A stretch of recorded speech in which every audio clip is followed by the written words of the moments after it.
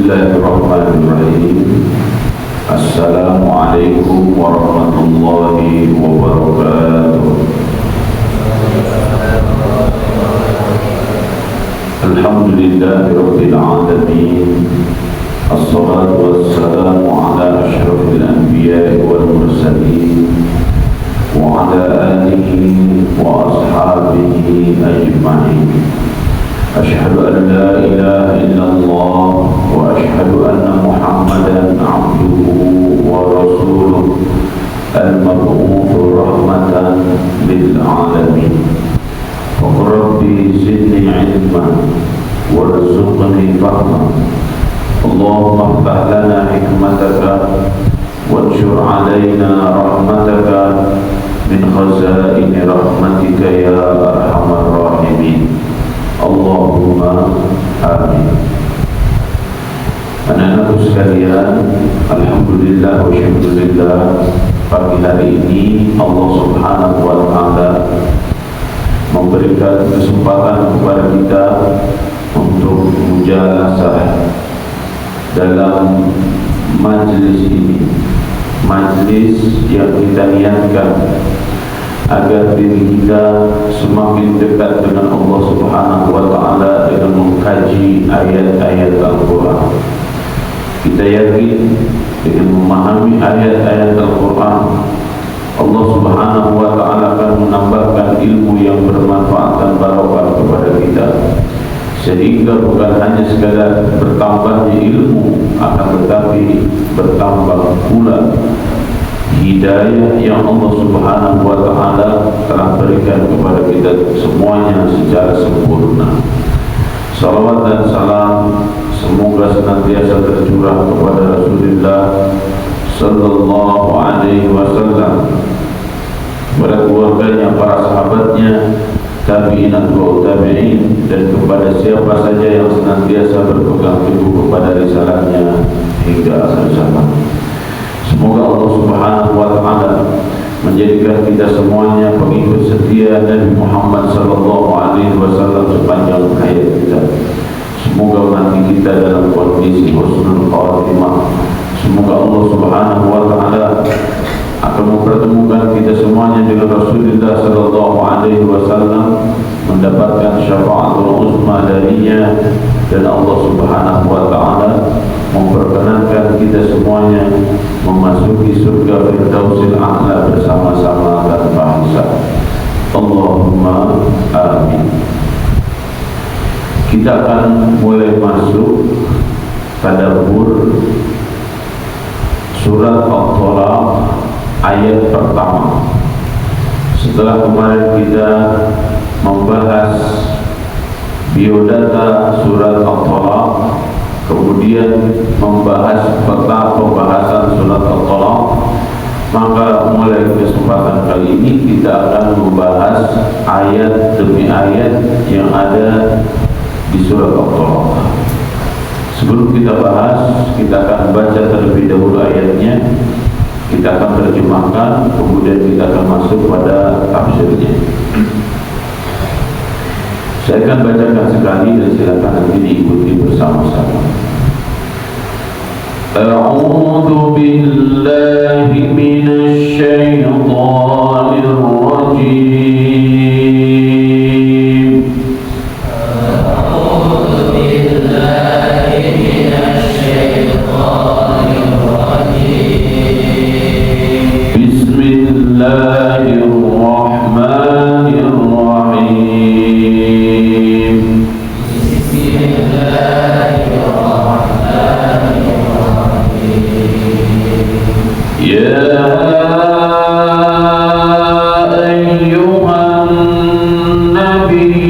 إذا طلقتم النساء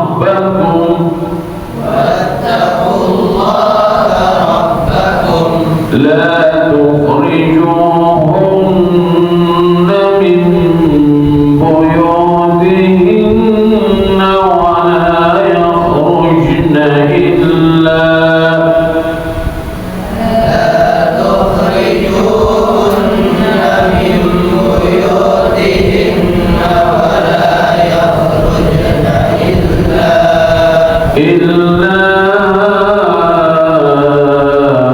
an ya'tina bi fahishatin mubayyinah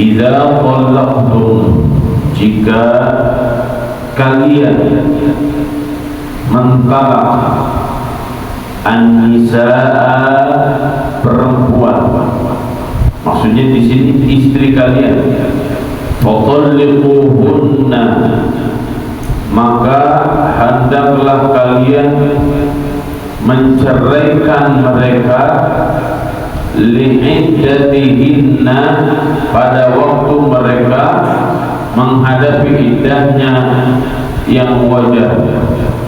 Wa ahsul iddata, wa ahsu, dan hitunglah al-iddata, waktu iddahnya itu. Jadi ketika hendak mentalak itu, talaklah dalam kondisi yang wajar, jangan dalam kondisi yang memberatkan perempuan, dan harus jelas kapan mulai iddah dan kapan berakhir iddah. Wattaqullah, dan bertakwalah kalian semuanya kepada Allah, Rabbakum, Tuhan kalian.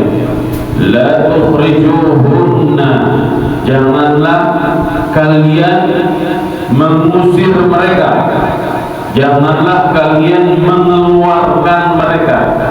Mereka di sini adalah istri-istri yang ditalak. Ya, karena di masyarakat ada persepsi kalau sudah ditalak tuh langsung sudah kamu pulang ke rumah ibu bapak kamu. Ya, padahal itu tidak boleh.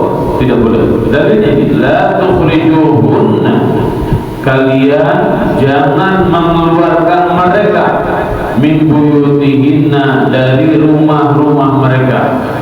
Ya, di sini min buyutihinna, hei para lelaki, kalian harus paham, ayat ini mengisyaratkan bahwa rumah itu, ya, seakan-akan ditegaskan oleh Allah Subhanahu wa taala, ketika kalian bikin rumah, maka seakan-akan ayat ini menegaskan rumah itu sejatinya milik istri kalian. Ya. Jadi nanti suami yang bijak ketika mencarikan istrinya, maka yang harus keluar dari rumah itu bukan istri kalian, bukan mantan istri kalian, tapi kalian yang keluar. Ya, ini ayatnya. Wala yakhrujna, dan jangan kalian mengeluarkan mereka illa, kecuali ayatina, mereka mendatangkan, atau di sini maksudnya mereka melakukan bifahishatin, fahisyah, perbuatan keji. Ya, Ibnu Abbas nanti menjelaskan perbuatan keji yang dimaksud adalah zina. Ya, mubayyinatin, yang jelas. Ketika seorang perempuan melakukan perbuatan keji yang sangat nyata, pada buktinya jelas. Kalau sekarang di medsos beredar, contohnya di grup-grup WhatsApp beredar, itu artinya fahisyatin mubayyinah, kelakuan keji yang nyata, perzinahan yang nyata dilakukan. Boleh itu dikeluarkan, diusir. Wa tilka hududullah, wa tilka, dan itulah hududullah, hudud dari Allah. Hudud terambil dari kata haddun. Haddun itu arti asalnya batasan. Meja ini persegi 4, batasannya mana? Di sini. Sini. Jika ada yang keluar dari meja ini, maka dia akan jatuh. Allah punya batasan-batasan. Apa itu namanya? Hukum. Jika batasan itu dilanggar, itulah yang disebut dengan jinayah. Ya. Melampaui batas. Jangan melampaui batas-batas Allah. Maksudnya jangan langgar hukum-hukum Allah. Wa may yata'adda hududallah, siapa orang yang melanggar hukum-hukum Allah, faqad zalama nafsah, maka sungguh dia telah menzalimi dirinya. Ya, bahasa lain, menzalimi diri itu melakukan yang haram. Haram itu arti asalnya adalah hurmah. Hurmah itu kehormatan. Jadi ketika dia melakukan yang haram, artinya dia sudah tidak lagi menjaga kehormatan dirinya. Maka dia menzalimi diri dengan tidak menjaga kehormatan. Siapapun orangnya yang melakukan zina, maka dia tidak menjaga kehormatan dirinya. Ya, maka haram baginya sebenarnya. Sudah diharamkan oleh Allah, tapi dia tidak jaga kehormatan dirinya, maka dia telah menzalimi dirinya. Zalim itu terambil dari kata zulmatun, zulmun, zulman itu artinya kegelapan demi kegelapan. Artinya apa? Ketika seseorang melakukan dosa, tidak mau menjaga kehormatan dirinya, orang tersebut berada dalam kegelapan. Dia buta, dia dibutakan oleh apa? Bisa jadi dibutakan oleh pangkat jabatan, bisa jadi dibutakan oleh harta, bisa jadi dibutakan oleh wanita, bisa jadi dibutakan oleh pria, bisa jadi dilupakan oleh kuota. Ya, banyak yang akan membutakan diri kita sehingga nggak ingat ini dan itu. Ya, yang bangkit adalah syahwatnya. Waliyadzubillah, waliyadzubillah. Kita berlindung kepada Allah dari hal-hal ini. La tadri, la tidak tadri, kamu mengetahui. La'anna Allah, semoga Allah yuhdithu, mengadakan ba'da dzalika amra, suatu ketentuan yang baru. Wallahu a'lam bissawab. Ayat ini sebagai ayat pertama yang Allah Subhanahu wa ta'ala sebutkan dalam surat At-Talaq. Ayat ini menceritakan dua hal yang penting. Syekh Muhammad Al-As-Suhuni di dalam tafsirnya menjelaskan ada dua asbabun nuzul yang terkait dengan ayat ini. Yang pertama adalah Rawahul Bukhari anna Abdullah bin Umar talaqa imra'atahu wa hiya haidun. Diriwayatkan oleh Imam Al-Bukhari bahwa Abdullah bin Umar radhiyallahu anhuma, berarti putranya Umar ibn Khattab radhiyallahu anhuma, talaqa imra'atahu, dia menceraikan istrinya, wa hiya haidun, istrinya dalam kondisi haid. Fadzakara dzalika Umar, kemudian Umar ibn Khattab menceritakan hal itu li Rasulillah sallallahu alaihi wasallam, kepada Rasul sallallahu alaihi wasallam. Fatawayyahu Rasulullah thumma qala liyuraji'ha, maka Nabi sallallahu alaihi wasallam malah mendengar hal itu, ya, mendengar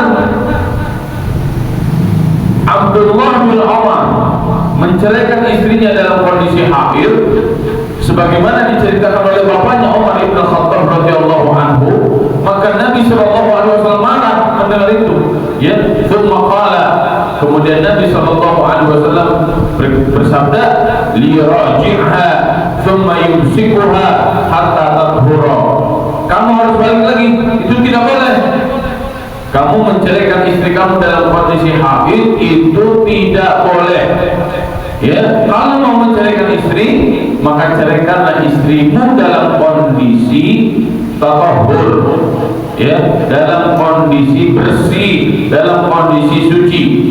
Tsumma tahilu fatatahhara, kemudian menyelesaikanlah haidnya sampai dia bersih, sampai dia suci. Fa in badalahu an yutalliqha falyutalliqha zahiran, jika sudah nampak, ya, baginya itu bagi di sini adalah bagi Abdullah bin Umar.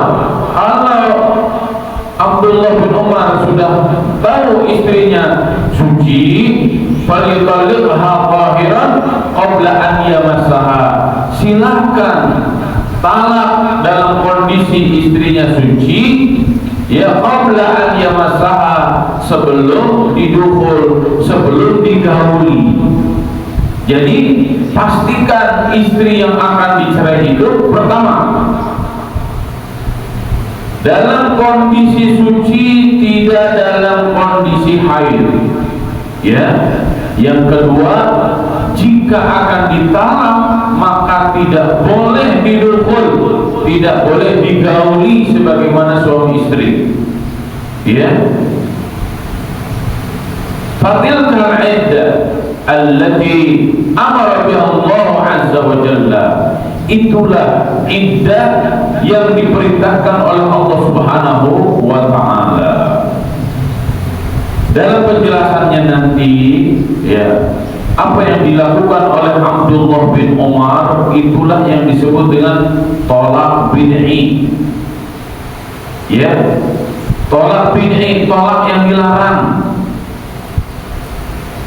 Dan ketika seorang perempuan ditalak dalam kondisi yang suci, kemudian tidak digauli, ya, dipastikan dia suci, dipastikan dia tidak digauli, sehingga di dalam rahimnya tidak ada janin, maka itulah talak yang benar atau biasa disebut tolak sunni, ya. Ini asbabun nuzul yang pertama. Asbabun nuzul yang kedua, ruwiya an Anas qala, diriwayatkan dari Anas, beliau berkata, ini juga disebutkan oleh Al-Imam Ibnu Katsir rahimahullahu taala di dalam tafsirnya. Talaqa Rasulullah sallallahu alaihi wasallam Hafsah. Rasul sallallahu alaihi wasallam ternyata pernah mentalak salah satu istrinya, yaitu Hafsah. Hafsah itu berarti putrinya Umar bin Khattab radhiyallahu anhu. Fa'atat ahlaha, kemudian Hafsah itu kembali kepada keluarganya. Fa'anzalallahu ta'ala, maka Allah subhanahu wa ta'ala menurunkan ayat ini, ya ayyuhan nabi idza talaqtumun nisa fatalliquhunna li'iddatihin. Hei nabi, ketika engkau akan mentolak istrimu, maka berikanlah kepadanya talak li'iddatihinna, dengan menghitung iddah. Jadi ketika talak tidak boleh seorang perempuan langsung dipulangkan kepada orang tuanya, diusir kepada orang tuanya. Tunggu iddahnya selesai dulu, ya. Kalau iddahnya selesai, baru dia boleh pulang, ya. Dan jika akan rujuk, maka sebelum iddahnya selesai, titip dulu, ya. Titip dulu itu maksudnya apa? saya menyesal telah mentalak engkau. Talak satu berarti, ya, saya menyesal telah mentalakmu. Kemarin itu keceplosan karena saya kebawa emosi, ya. Nanti kalau kamu sudah bersih, kita rujuk lagi, ya. Boleh itu, boleh, dan memang harus seperti itu. Kalau mau rujuk, ya, sudah diomongkan dari awal. Kenapa? Karena jika nanti sudah selesai masa iddahnya, antum tidak ada omongan, maka istri yang antum cerai itu bisa langsung nikah dengan orang lain. Ya. Maka oleh karena itu perhatikan betul, ya, seperti apa proses talak, seperti apa proses iddah, ya, seperti apa hak-hak rumah bagi seorang istri dan bagi seorang suami, ya. Jangan sampai talak itu merugikan banyak pihak, merugikan suami, merugikan istri, dan merugikan keluarga besar, ya. Ini diantara hududullah, hukum-hukum Allah yang harus kita perhatikan, ya.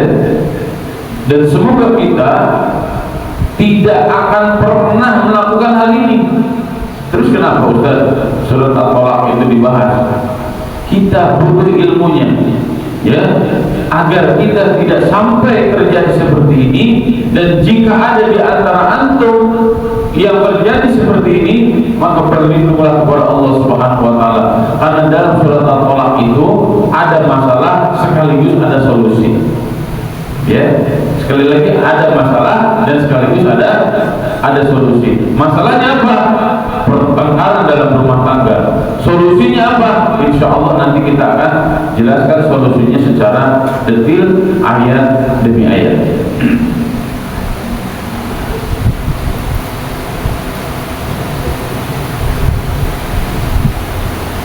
Faqila lahu, ya. Ayat yang pertama ini ketika Nabi Sallallahu Alaihi Wasallam menceraikan Hafsah, ya, faqila lahu, dikatakan kepadanya oleh ayat ini, kan panjang nanti ayatnya, raji'ha fa innaha sawwamatun qawwamah wa hiya min azwajika wa nisa'ika fil jannah. Nabi Sallallahu Alaihi Wasallam ditegur dengan ayat ini karena telah menceraikan Hafsah. Apa tegurannya? Ini asbab nuzulnya, ya. Raji'ha, rujuklah engkau. Fa innaha, karena sesungguhnya Hafsah itu sawwamatun qawwamatun, orang yang menjaga kehormatan dirinya dan dia istiqomah dalam beribadah kepada Allah Subhanahu wa taala.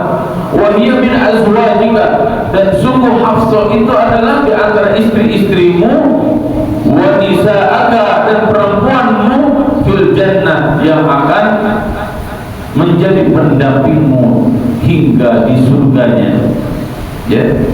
Maka Nabi Sallallahu Alaihi Wasallam dengan seperti ini menjadi rujuk dengan Hafsah. Nah, kurang lebih seperti itu, ya. Dan ini yang menjadi, oh ternyata, ya, ternyata dalam rumah tangga Nabi Sallallahu Alaihi Wasallam pun bisa terjadi perceraian, ya. Bisa terjadi perceraian. Mana buktinya? Ini buktinya. Akan tetapi Nabi Sallallahu Alaihi Wasallam merujuk kembali dengan Hafsah, karena Hafsah di antara istri Nabi Sallallahu Alaihi Wasallam yang dijamin oleh Allah Subhanahu Wa Taala bahwa Hafsah itu adalah perempuan yang menjaga kehormatan dirinya, perempuan yang senantiasa istiqomah beribadah kepada Allah, dan beliau adalah pasangan Nabi Sallallahu Alaihi Wasallam, istri Nabi Sallallahu Alaihi Wasallam, bukan hanya di dunia tapi hingga kelak di surga. Masya Allah. Ini yang disebut dengan sehidup sesurga, ya.